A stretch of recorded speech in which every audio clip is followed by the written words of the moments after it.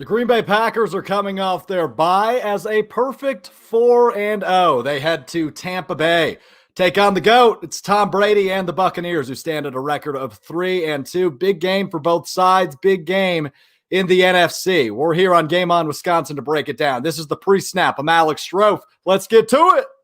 We 19. We 19.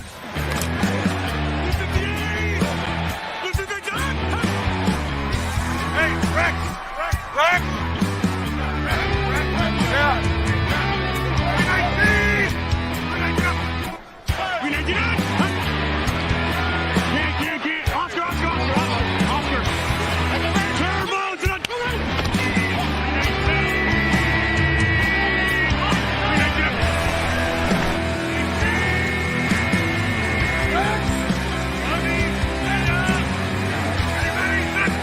East right flop, B right all the way outside, Y left, fake 396 bag, B hand, C puck. Is that long enough for you?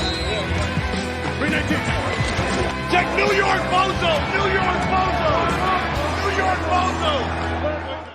We missed you, but here we are. We're back at it. This is the pre-snap on Game On Wisconsin. I'm Alex Strofe.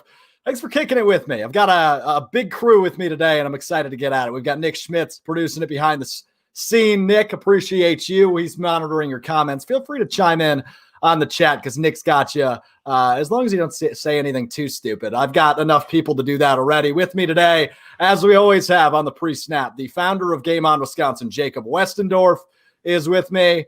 What's up, J-Dubs? How are we? It's good to be back, my friend. A game day. Sundays are fun. The NFL is always fun, but it's always better when the green and gold are playing. And today we have the GOAT against Tom Brady, so that'll be a fun one to watch. Yeah, and we've got the GOAT, Jamal Williams, making waves for Game On Wisconsin. He's all over the place after making fun of Tom Brady. But another guy that's really good at making fun of Tom Brady has the Woody Page-esque whiteboard behind him. All the way in Milwaukee, it's Jimmy Christensen. And Nick, if you don't mind, give Jimmy the whole screen right away because we've got to read that whiteboard. How you doing, Jimmy? Good to be back with you, brother. Man, I never thought I'd be excited to see your guys' face on a Sunday, but I'm excited today, man. And just in case people forget, 4th down is after 3rd down for always and forever. Just be ready. It's the golden rule. It's the golden rule from Jimmy Christensen. So we're here to break it down. We'll be joined by JC Cornell later in the hour. He's the founder of the Draft Network. He's a Tampa Bay Buccaneers writer, and he's going to bring us up to speed on everything Tampa Bay. But, guys, we're here to talk Packers. It's what we're best at doing, and it's been 2 weeks. So let's knock off the rust just like the green and gold hope to do today in Tampa Bay. Let's talk about coming off the bye week. The Packers have not won a game after their bye week since 2016. I don't know how much stock you can put into that, obviously, because the first two fall under the McCarthy era. But Matt LaFleur is 0-1 as a head coach. If you remember a year ago, Packers went on bye. Then they went to San Francisco, California, and got their brakes busted off by the eventual NFC champion 49ers. So how are we feeling after the bye? The Packers look as good as they've looked in a really long time through a quarter of this season, Jacob. I'm feeling good. I was talking about this yesterday on Pulse of the Pack. It's, this team is – the question now is no longer can they win their division necessarily. And I don't mean to discredit Chicago like I'm going to continue to do every single week because it looks like I have to throw that qualifier in there. But the NFC North is not necessarily my biggest concern. Games like these are the ones to get the number 1 seed, the NFC Championship game hosted at Lambeau Field. And that is something that has never happened since Aaron Rodgers became the starting quarterback for the Green Bay Packers. How do you do that?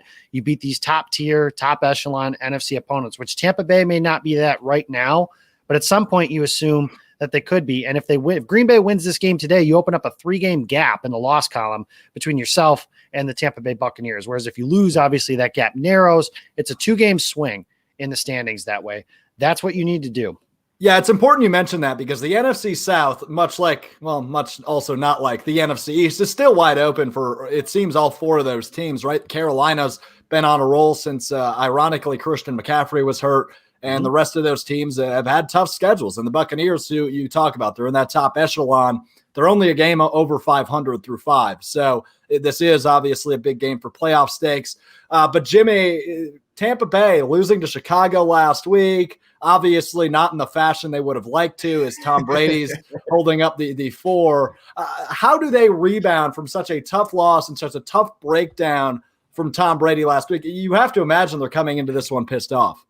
Yeah, no, absolutely. I always hate to see our opponents lose the week before because they're coming in with some extra aggression and just ready to right the ship.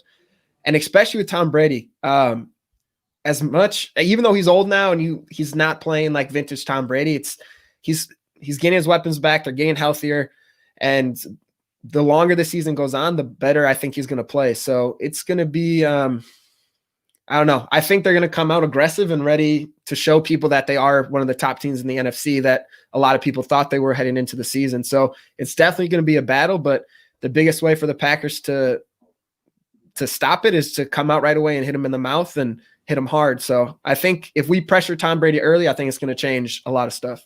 Yeah, and I think obviously this team is different than past years, so it's hard to compare them to a team that's lost 3 straight games after their bye week.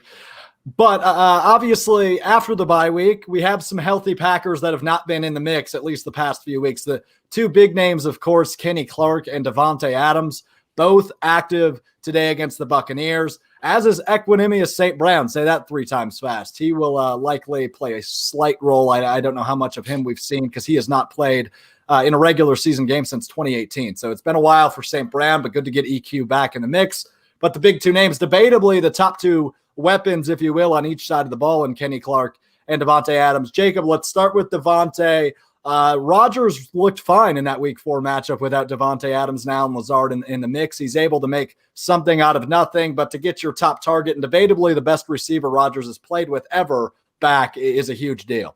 Yeah, absolutely. I mean, Davante Adams is a special player, and at some point you can get by on that when you're playing against teams like the Falcons. And with all due respect to the Minnesota Vikings, the Falcons are kind of a juggernaut, right? So, I mean, that's kind of how that is, right? So, but in all seriousness, you can get by against teams like the Falcons and the Lions, and they got kind of fortunate against the Saints without Davante Adams. But in a game like this, where, again, I don't necessarily picture Tampa Bay as Seattle or what I thought San Francisco was coming into the season, or the Rams or one of those teams, but they're in that second tier, and I think that's where they'll end up by the end of the season. In order to beat teams like that, and against a defense like this, Tampa Bay's defense is very, very good.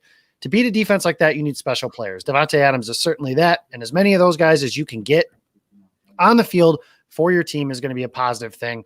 When it breaks down, because Tampa's going to get pressure.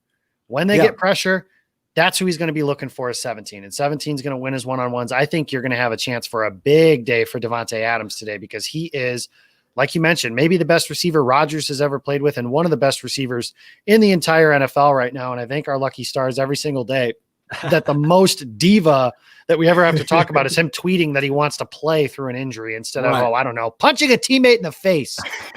I'm happy you brought that up. Fantastic. Yeah, Jimmy, give me the insights on Adams and the explosiveness he'll likely return to the offense here against Tampa Bay. Yeah, like Jacob already said, he's the go-to for Rodgers, especially when that pass rush is going to get there. Adams is going to be that security blanket. And one thing, too, is we're facing a defense that does really well against the run. And a good way to open up running holes is to kill it in the passing game. Jamal Williams mentioned on the Jamal Williams show that Adams coming back is going to help the running game tremendously. And if we can get that going against a defense that's known for stopping the run, it's going to be a huge statement to the rest of the NFL, and also just our offense is going to keep clicking. I'm excited to see how his just presence on the field just affects everybody else. Yeah, Tampa Bay brings a great pass rush. Not too many elite defensive backs by any stretch of the imagination. So hopefully Adams can come back just like the way he went out. I mean, he's looked great every game he's played this season. Jacob, you're down in the 97. Let's get to a Mr. Clark back at nose tackle for the green and gold. Yeah, love it. One of the best players, if not, it's him or Zadarius Smith for who the best player is on this Packers defense. And that's with all due respect to Jair Alexander. I think that's certainly a discussion we can have at the end of the season. And honestly, that's a great problem to have, that we're having this kind of discussion as well. So I love that problem. I heard a stat this week, Peter Bukowski, friend of the network for Locked On Packers, and he was talking about it from Locked On Bucs, something close to it, that 30+% of the snaps that Kenny Clark takes in a pass rush results in a quarterback pressure. That is insane. The Packers are currently 30th in the NFL in, and I have to be careful, pass rush win rate. That's a mouthful. That is. They're 30th in the NFL. Why? Well, a couple reasons. One, Zadarius Smith has still been getting doubled, and the other guys like Tyler Lancaster and Dean Lowry and dudes like that, they're just not going to win one-on-ones like that consistently enough to force pressure. And Preston Smith, for all the talk about how maybe he's dropping into coverage too much, the numbers just simply don't support that theory. He's not winning enough one-on-ones. Kenny Clark coming back is going to help that. They need Smith to play better, but I think Clark coming back helps with that. You get a little more Kingsley Kiki on the field, get some pass rush that way. And of course, Rashawn Gary will be back this week as well. So the Packers, for the first time since the first half of week 1, can have their preferred pass rushing group of the Super Smith brothers, Rashawn Gary and Kenny Clark getting after Mr. Thomas Brady. Yeah, no, and that's the biggest thing is his impact on the field, especially as a nose tackle. He still gets his stats and his production. It's just not as sexy as the positions like Zadarius coming from the outside. But Clark being on that field is going to open it up so much for Preston Smith, especially. I'm excited to see his production rise. And Rashawn Gary coming back from missing a week 2 is going to be really nice to just see. Like you mentioned, our best pass rush on the field against a quarterback who's not mobile. It could be a really big day for that pass rush. And I'm excited to see Clark just get a sack this year. I'm ready for him to come back and make a big splash. And here's your stat that you want to look at for the day. Tom Brady, when there's a clean pocket, because here's the thing, Tom Brady's arm and everything, he's diminished. And I make some jokes because, like you said, Nick's behind the scenes and he's here to like remind me all the time that Tom Brady walks on water. Tom Brady's not as good as he used to be. That being said, his mind still makes him one of the 10 to 12 to 15. I don't want to do a list, but somewhere in there for best quarterbacks in the NFL. If he has time, he'll pick you apart. Mm-hmm. When he's not under pressure in 2020, his passer rating is over 100. When he is under pressure, his passer rating is below 50. The way to beat the Bucs, put Tom Brady on his butt. You watch what the Bears did last week. Khalil Mack doing the hip slam, Reggie White, take Tristan Wirfs by one. It was incredible. One of the craziest things I've ever seen. I stood up out of my chair. I couldn't believe what I had just seen, that a grown man threw somebody with one arm like that on live television. That man has a family, Khalil Mack. I don't understand why he had to do that, but that's the way. And the Packers have to find ways. Zadarius Smith, I hope you're ready. Preston Smith, we need you, man. Rashawn and Kenny Clark and Kingsley Kiki and Pettin, if you're dialing up blitzes, you got to figure out a way to get those to get home because, again, like I said, you're not going to trick Tom Brady. The ways that teams have beaten Brady in the past, the Giants, even the Eagles didn't exactly stop the Patriots in the Super Bowl a bunch, but when they did, it was those 4 pass rushers winning up front and getting home. That's how you're going to have to do it today. You're going to have to win with 4. They're going to make some plays because it's Tom Brady, it's Chris Godwin, it's Mike Evans. There's a lot of different stuff, and the Packers are missing Kevin King. So there you go, Alex. I gave you an easy transition into your next talking point. Well, you did, but I want to harp on one more thing briefly, and that is, you mentioned obviously getting to the quarterback's important. Kenny Clark's importance might not always show up on the box score, but his importance should show up via the check that Russ Ball and Brian Gutekunst cut for him this offseason. Yeah. Kenny Clark is debatably the best nose tackle. I mean, I know that's not as positionally, talked about position as much anymore, but top nose tackle, maybe number 2 in the league of defensive tackles. He's right there. He's still young. The contract they cut for him this offseason, obviously a super important one to the front office. And now that they get him back here in a big NFC matchup, it's just that much more ammo added to the fire. But hey, you mentioned it, right? Kevin King out this today for the Packers and the receiving corps for the Buccaneers. It is lethal. It's fast paced. They have Mike Evans. They have Chris Godwin. And again, I know he's not the Tom Brady of 2008, but he's still Tom Brady. So this offense is going to be looking to attack through the air with Kevin King out. He likely would have matched up with Mike Evans. So that's making it a little bit interesting. Who do you expect to step up, Jacob, in King's absence? Is there a name? Is there a group of guys that comes to mind? Oh, that's a good question because last week or 2 weeks ago now, I keep saying that, their last game, Josh Jackson came in when King got hurt, and whether or not he got benched seems to be up for debate. There's been some discussion as to whether or not the Packers might move Chandon Sullivan outside and let guys like Raven Green and Darnell Savage and dudes like that handle the slot. I personally don't particularly care for that strategy. I would say I think you use this as an opportunity to let Josh Jackson and Kadar Hallman sink or swim for 2 reasons. Number one, you've got that investment in Josh Jackson as a 2nd-round pick. And Kadar Hallman has done some nice things in training camp. Now, granted, these are live bullets, so this is a little different. The other thing that I would do is look at this as an opportunity for 2021. Packers have a lot of players that are scheduled to hit free agency. This is an opportunity for Jackson or Hallman to leave an impression very similar to the way Chandon Sullivan did last year as the dime back, for the Packers to feel comfortable to make him their nickel corner. So Jackson, Hallman, whoever they choose, pick one and roll that route. Understand that, yeah, it's Godwin, it's Mike Evans. Those guys are going to make plays, whether it's Kevin King or Jair Alexander. It doesn't matter who's out there. Those guys are ballers. They're great players. They're going to make plays. That's just the nature of this game. This is a game where the Packers are going to have to make more plays than the Bucs are, because there are plays that are going to happen against them. Let me quickly bring up the counterpoint, Jacob, and that would be their game against Atlanta, right? You have both of those guys healthy, maybe they debatably, and I think the Buccaneers are also in that conversation for the best 1-2 punch at wide receiver in the National Football League. They pretty much did nothing against the Packers secondary. So without King today, it's going to open at least a little bit more up for Tampa Bay's offense. And Jimmy, love to get your thoughts on King out today for the green and gold. Yeah, I'm wondering for on the Buccaneers side, if the health of Evans and Godwin, if they're going to, because I know Evans has been struggling with soft tissue injury a lot this season. He just isn't the same player. You can tell that. And Godwin's just got activated for this week. So I'm wondering if they're going to see if Godwin's not 100%, if they put Alexander on Evans and then they have one of their either Jackson or Holman go with Godwin since he is a little bit banged up.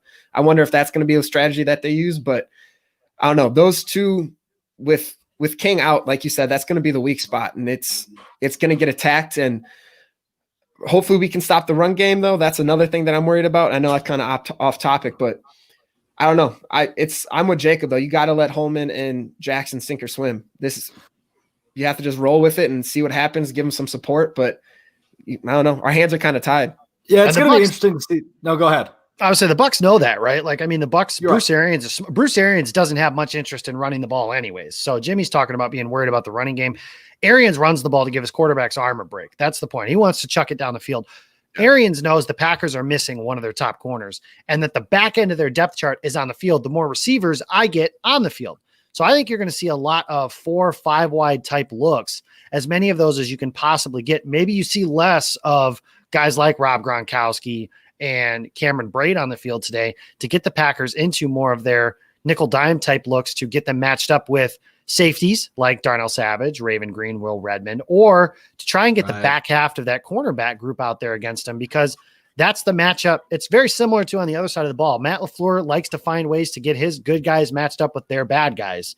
So I use that term loosely, obviously. It's no different than what Bruce Arians is going to try and do for the Packers. He's going to try and get their good guy matched up with the Green Bay inexperienced guy and see what they've got. I can promise you Tom Brady's got his little matchup card hanging in his locker, and 37 or 29 is circled. Do you think, though, that they're going against a defense that's notorious for not really being able to stop the run, and they have a running back with 2 games in a row with over 100 yards? Like, I don't see them completely abandoned.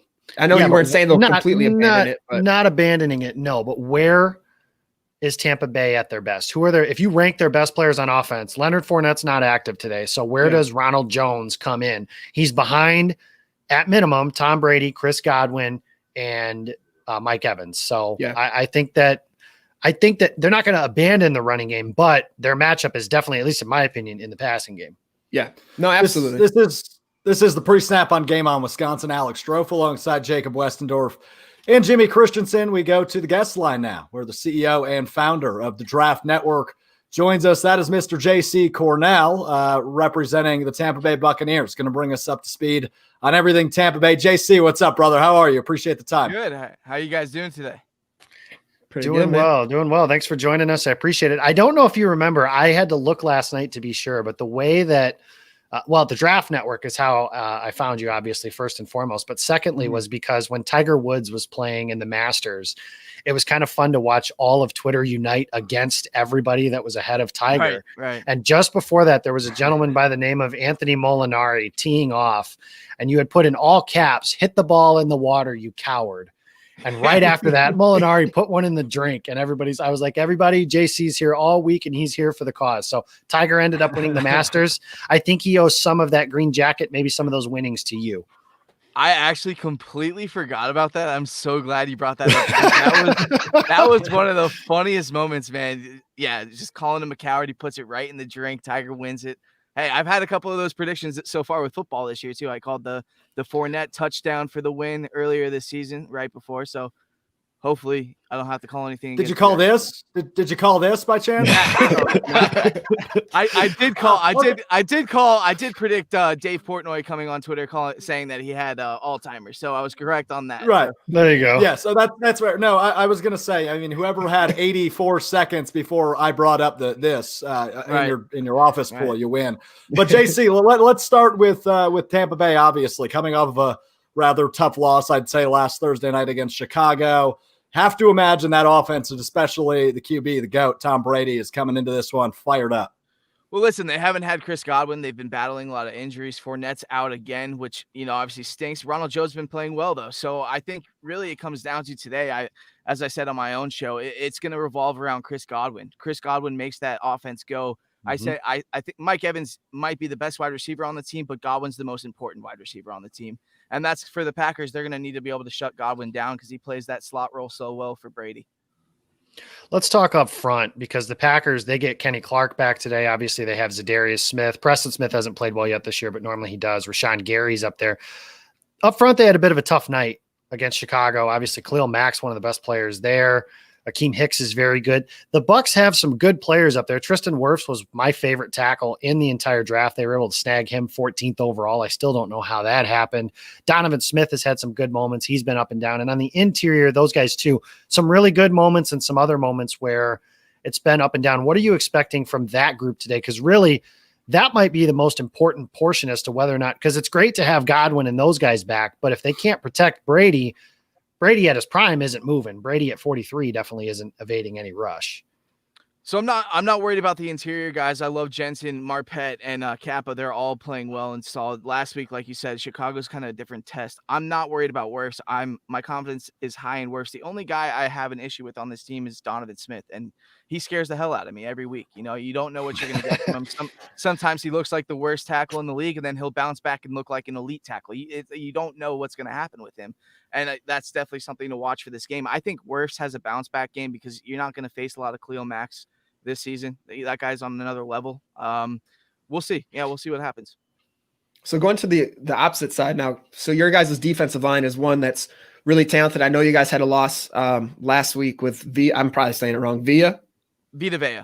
I don't even try those ones. So you guys lost him, but you guys still have really talented edge rushers. Who are you looking for to step up on that defensive line this week? So obviously with the loss of Vita Vea, which, he's one of the best players on our entire defense, Nacho, our backup nose tackle, steps in. What a great name. Yeah. His nickname's Nacho. It's like Nunez Roches, but he goes by Nacho, and he's a good player. And I think he'd be a starter in this league if he was on a different team or if Vita wasn't healthy. So, I think he needs to step up and show that he's going to be able to play that role for the rest of the year if the Bucs want to, make the playoffs and make a run. Makes sense. Leonard Fournette inactive today. Ronald Jones obviously having several big games in a row. But with Kevin King out for the Packers defensive backs, I mean, what do you expect out of this offense? They're obviously not going to abandon the run, but do you think they become more pass-centric than past weeks? We'll see. I think they're going to ride Rojo and see if Rojo runs well, they'll probably stick with him. But, there's with Godwin back, that brings the whole offense back. So I think, honestly, I've said it. I think this is like a make or break week for the Bucs. Like, we're basically fully healthy. There's no excuses. And I've said this is the hardest game of the year for us. Like, in my eyes, they need to play. They need to put two halves together, which we haven't done all year. So I think the Packers win unless the Bucs play really good, like two good halves of football. Right. So let me follow up with this. Do you almost feel like there's a sense of rejuvenization, if that's even the right word, in the Tampa Bay offense with Godwin back? I mean, you pretty much say he's the offense. I mean, listen, last week, we had guys playing that I'm sure they never practiced together before. I mean, Tyler Johnson came in as a rookie from Minnesota, and he looks really good, but I guarantee they never took reps with that starting lineup before.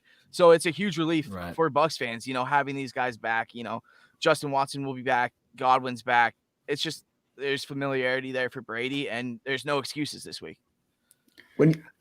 Sorry, Jacob, but when you said for the Bucs not putting two halves together, that reminded me a lot of the Packers last season, where under a new system with Matt LaFleur, they'd have like a really good quarter, a really good half, and then the next half it was a completely different team. So that's interesting you say that with Brady being under a new system with Bruce Arians. And so that'll be, as the season goes on, that'll be something to look to see if that kind of changes. Do you expect that to change this season, or do you think this is something that kind of like where the Packers, it took a whole season and now in year two, they're killing it? The injuries haven't helped, but Leonard Fournette got interviewed before the Carolina game earlier this year, and he said he didn't even expect this team to start gelling till week 5 or week 6. So I think we're kind of on that timeline right now. And like I said, I think this is the week we're healthy. This is the best Buccaneers team you should be facing, despite the loss of Vita Vea. So I think this almost has like playoff vibes to it. Hopefully it's week 7. I hope you guys hit a stride next week. Yeah, this is obviously a big one. You think about it. I mean, Carolina's not winning right now, but New Orleans has kept pace, and it's kind of been wide open as far as the division goes. But Tampa Bay has there's only one bye, and it's a big game for Tampa. We talked about how it's kind of a 2-game swing, whereas Green Bay is undefeated and keeping pace with Seattle for that number 1 seed. Tampa Bay still has those aspirations if they win today, whereas if they lose today, they're 3 games out in the loss column behind Green Bay. They've lost that tiebreaker. I don't believe they face Seattle this year, so they don't control their destiny as far as that goes. Coming into the season, was the expectation really just to kind of plug and go? You kind of talked about Leonard Fournette's comments, but what was the fan base's vibe coming? Obviously, when you add Tom Brady and coming off of Jameis Winston, and last year's defense was really good, and the offense has some really good pieces and stuff like that, and it's Tom Brady. It's just as simple as, okay, he's not Jameis Winston, so he's not going to lose the game for us. At minimum, that's great. And he's Tom Brady, so he'll probably win a couple games for us as well. What was the vibe and the thoughts of the fan base coming into the season as far as expectations, including your own? I can't speak for all the fan base because half of this fan base still wishes Jameis Winston was the quarterback, which I can never wrap my head around. We talk about it all the time on my podcast. It's mind-baffling. I think for rational fans, I think the mindset was like, we hope this is a 9 or 10 win team that makes the playoffs, because Tom Brady replacing Winston, like, the offense was not bad last year. This wasn't a bad football team last year. Jameis Winston cost this team with his turnovers. So with, enter the GOAT, and you'd hope that's a playoff team. People like me, I'm over the top and I'm like Super Bowl or bust, but I think there's a lot of fans out there expecting playoffs. So with a win today, obviously a lot prettier than a loss. 4-2 sounds a lot better than 3-3. Where's your head at? I mean, you said unless the Bucs play 2 really solid halves of football, they'll probably won't win this game. So if you come out of this week 3-3, JC, that division's only going to be open for so long. So in the case of a loss, and I hate to go negative Nelly on you here, JC, but with a loss this week, it's got to make it a little bit more frustrating, obviously, than 4-2. Oh, for sure. I mean, if we go 3-3 and lose this game to the Packers, we go to Las Vegas next week to play a good Raiders team. So it doesn't get any easier. And they're good.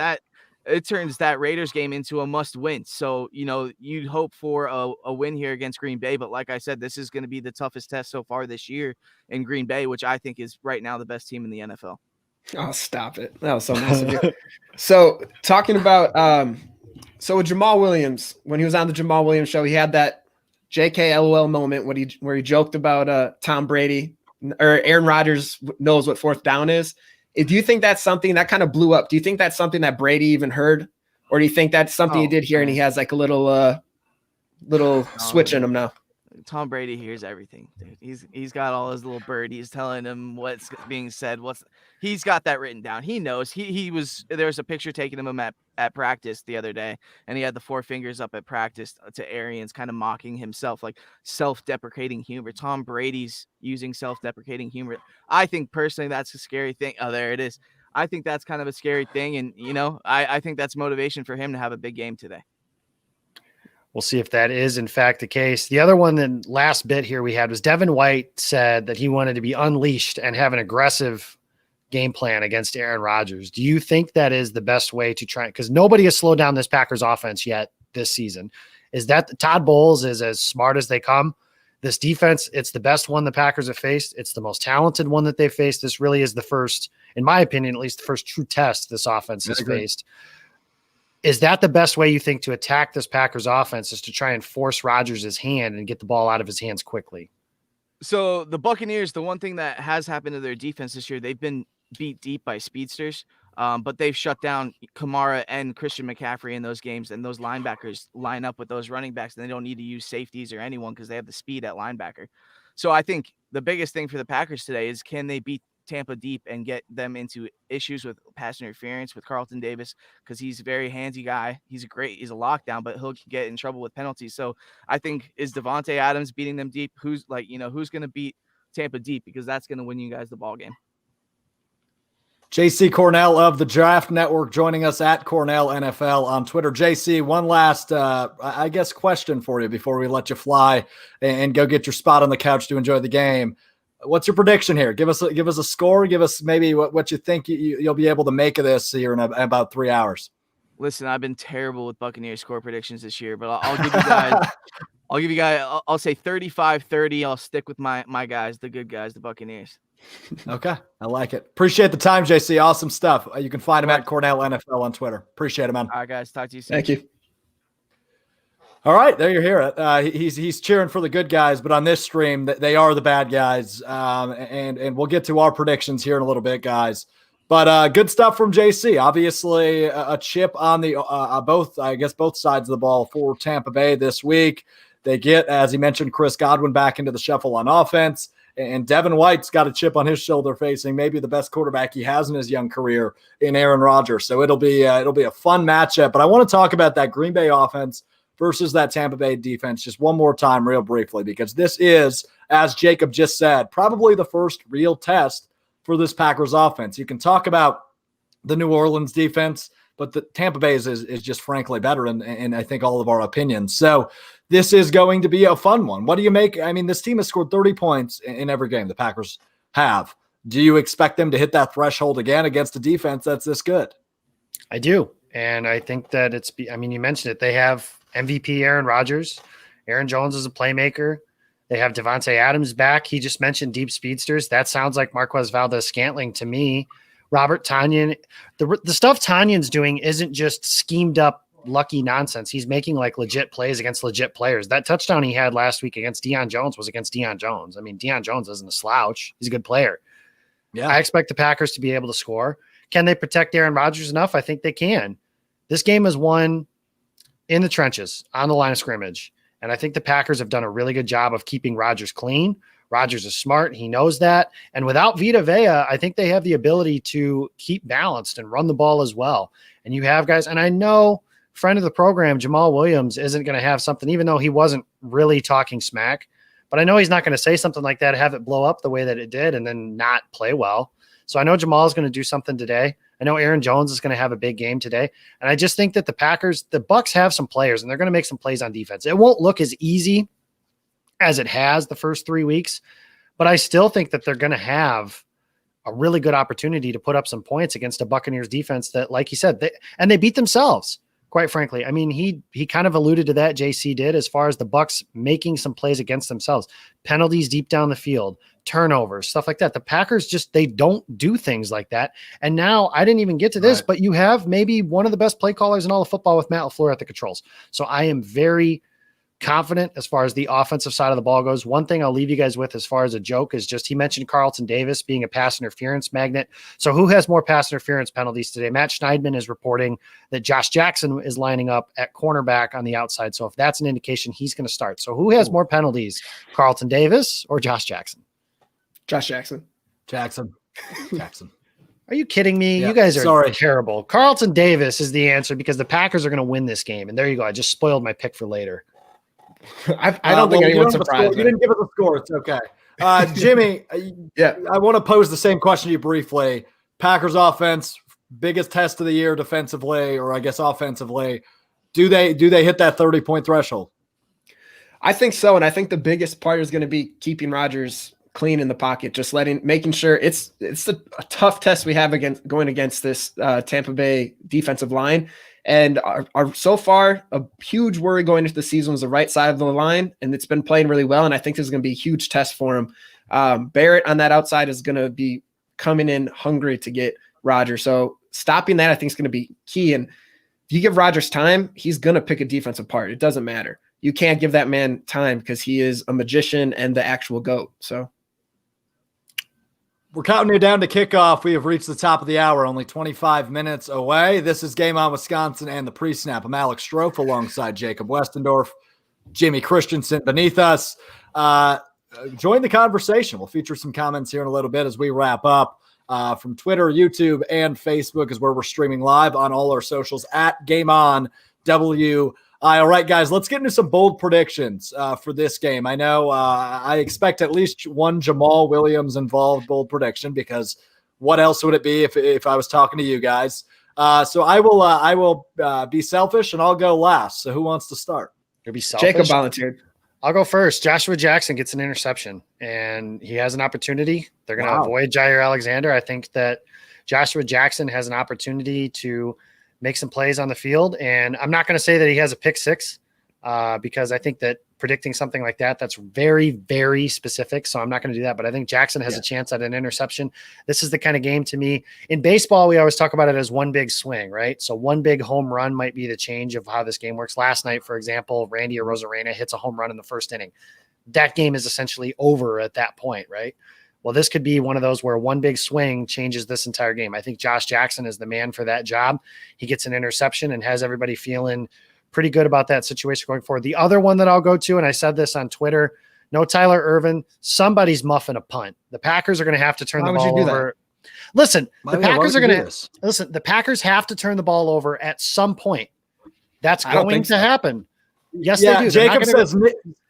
Jacob says Nick, the producer, is the one secretly cheering for the Buccaneers, but here he is boldly predicting a punt turnover by Green Bay. You're done talking. I do want to mention, though, Josh Jackson, we talked before the show. We each took early gambles on rookies. I went the Jair Alexander jersey route. You went Josh Jackson. We all know you're just cheering for you not to have to get rid of that jersey. So, Jimmy, we'll go to you. Your bold predictions for this one. Yeah, I'm going with so last game, Zadarius Smith had 3 sacks. The other Smith brothers' turn. Preston Smith is going to silence some doubters right now. He's going to finish the game with 3 sacks. He's going to have a breakout game for the season. Kenny Clark coming back in the middle. For Sean Gary also being a weapon to worry about. It's going to be Preston Smith time. That was I like it. I'm all good for that. Listen, I know Z's like the most creative with his sack celebration stuff. I love Preston's. It's simple. It's to the point. Like, I think it's awesome. It scares me every time. Mm-hmm. I would not want to be that quarterback. He is an intimidating human. He's had a rough start to the season, though. So obviously, to get right back on track, that would be for Preston Smith. I guess it's my turn, isn't it? I'm going to go with EQ, man. I think EQ has 1 catch and it's a touchdown. And that's how they welcome him back to the active roster. I've been on his case, or I've been on his bandwagon, rather, since 2018. Hasn't played since the 2018 regular season. So I think Rodgers, who has talked so positively, especially this training camp and preseason, about EQ. He's praised him nonstop. I said he's going to be the breakout star for the Packers this year. I'm riding that until the end of the season. I think EQ comes back with 1 catch for a touchdown in this one against Tampa Bay. Can we bring up Aaron's comment she put about the Bucs defense? Yeah, we can this one. On that. Yeah. So Jamal, man. This might be the week he gets he tops 100 yards receiving. After last time getting 95, he was very close. That he said that was a goal now to get over 100. I didn't hear a Jamal Williams prediction. Do we have a stat line prediction for our guy? Oh yeah, of course. 100 yards receiving, 2 touchdowns. Don't worry about it. He's not gonna be able to do this, but he'll do this. Maybe he has 2 fingers, 1 on each hand. He'll show Brady. Jacob, is that a little too optimistic? 100 yards? I don't think so. I think that obviously you have quite a few things that could happen. You want to talk about some things that he can do if the receiving game. Peter Bukowski talked about how the Packers had a lot of different overhang and linebackers that they played this season, and Eric Kendricks and Anthony Barr and Demario Davis and Malcolm Jenkins and Deion Jones, and they've carved them up, all of them. And this is just another example. Levante David and Devin White, that's as good as they get. You have Antoine Woodfield. You add that in as well. A lot of different stuff that the Packers can definitely do. But I think that if they've given up that many receiving yards to pass catching running backs, Jamal and Jones, Those are the guys that you're going to look to. And I wonder, we've talked about no Tyler Ervin, who plays that role of his. It could be Aaron Jones. It could be somebody has suggested AJ Dillon. I don't necessarily think that that's the route that they could go, but maybe Equinemius St. Brown is, I think, the option that it could be there as well. He definitely has the skill set as far as that big slot receiver. He's athletic, able to move like that. They don't have a perfect answer, right? But the answer is not going to be someone like Geronimo Allison. So I do appreciate that as well. So I'm interested to see. Is he on the roster? Or is he still with the Lions? He was with the Lions, but he opted out of the season. Oh, okay. I didn't know that. Interesting. Okay. There's your little reminder. All right, let's get to some game picks. Obviously an afternoon game. So instead of letting you pick from the whole slate of the weekend, we have narrowed it down to a few games in particular that I'd like you to pick. You don't need to pick the line. I'm just going to say it just because, I know there's other degenerate gamblers out there watching this. So let's just for the record, we here would never encourage gambling, just the friendly wagering of jelly beans amongst friends. Correct. Jelly beans, Jelly Belly in particular. Shout out Oreos. to them. Yeah, those two. Let's start with the game tomorrow night. Kansas City going to Buffalo. They're favored by 5 points. Both teams coming off of a loss. That would be interesting for me. You're talking tomorrow night at 3:30, correct? Yes, tomorrow night. That's when the game. That's when the game starts. So we're calling that a night game. I guess is what I was looking for. Yeah, tomorrow afternoon. Yeah, I'm picking Kansas City. I never pick against Patrick Mahomes. It's kind of my go-to MO. Nothing against the Bills. I think they're a really good team, but Kansas City is very good. And I know they didn't win last week, and they didn't look particularly good in the process. But in my opinion, the Chiefs are still the best team in the NFL, and that'll still be the case at the end of December. They're still the champs. It's still Andy Reid. It's still Patty. It's still Tyreek, Travis Kelce, all them dudes. So, and they added Le'Veon Bell. I don't know how much that's going to help them, but I think that they've got 15, and I'm still not all in on Josh Allen. Right. Yeah, it's gonna be a good game. Both teams coming off a loss. I'm going with the Chiefs on this one, especially too with the Bills. Like, talk about a weird schedule. They have a Tuesday night game, and now they come to a Monday game at 3:30. Like, what? That's a weird schedule that no team has ever done for the last I don't know how many years. But that's a wonky schedule. That's definitely going to affect their bodies a little bit. So, and it's just Patrick Mahomes. I'm not going to doubt that man coming off a loss. He's ready to show people last week was a fluke losing to the Raiders. The Raiders. Yeah, I'm going Kansas City as well. I think they have a big day. Buffalo, I mean, renowned as maybe the third best team in the AFC. We've talked about that a few times over the weeks. So it should be a really, really fun matchup tomorrow afternoon, Jacob. But there you go. Let's move backwards. Sunday night tonight, it's the Rams at the 49ers. The 49ers obviously getting blown out by Miami a week ago, but they're at home back in Levi Stadium. The Rams, however, on the road, favored by 2.5 points. Which direction are you guys going to go in this NFC West matchup? Jacob, we'll start with you. I'm going with the Rams. I think the 49ers are beating all the holy hell. This is a game they absolutely have to win. They have a tough schedule coming up down the stretch, but they don't match up particularly well. They kind of got beat up front last week against Miami, and their medicine this week is Aaron Donald. In the words of that dude from the movie Taken, good luck. Everything Jacob just said. Yeah. Everything Jacob just said, I'm echoing. I'm going with the Rams on this one. 49ers, their defensive line too is just hurt. They lost Buckner via trade, but still they lost Bosa and Thomas. I'm going with the Rams on this one. Yeah, their D-line. Maybe look for Cam Akers to have a breakout game here in his rookie campaign for the Rams with that up front. Obviously hurt for San Francisco. We'll make it 6 for 6. We're all in agreement thus far. Look at us go. Who would have expected? Let's move to the last one. Game number 3. That would be Green Bay at Tampa Bay. Green Bay favored by 1.5 points at closing. So narrow line. This is a close one. Jacob, why don't you lead us off? And we need a score for this one. Yeah, so I mentioned earlier I'm picking Green Bay. I think the Bucs are a team that they find ways to beat themselves, or they have early in the season. Bruce Arians' team has been undisciplined. I know they have Tom Brady, and I know they've talked about the intangible stuff, he's motivated, all that other nonsense. Honestly, it has nothing to do with the game. And Jamal Williams making fun of him has nothing to do with the game. So what this game is going to come down to is players making plays. And the Packers, I think, have more players to make plays than the Bucs do. They don't make as many mistakes. They have players that they don't get in their own way. And Tampa Bay so far this season, they're very talented, but they've gotten in their own way. They haven't practiced together. And this isn't, I say this all the time, this isn't like Madden where you just plug dudes in and away we go. It's not that simple. And the Bucs, I think this is the first time these guys have all been together on offense, and they really haven't practiced together a whole heck of a lot. So it's tough to say what this team even knows what they can do together. So I like Green Bay. I like them 37-31, and they move to 5-0 before heading next week for the fighting Deshaun Watsons. Everything. Jacob, you can't go first anymore. You take a lot of my stuff. No, I'm going to go with the Packers on this one too. Getting Adams back is going to be huge for the offense, and Clark as well coming back. The defensive line is going to be a new monster with him and Gary.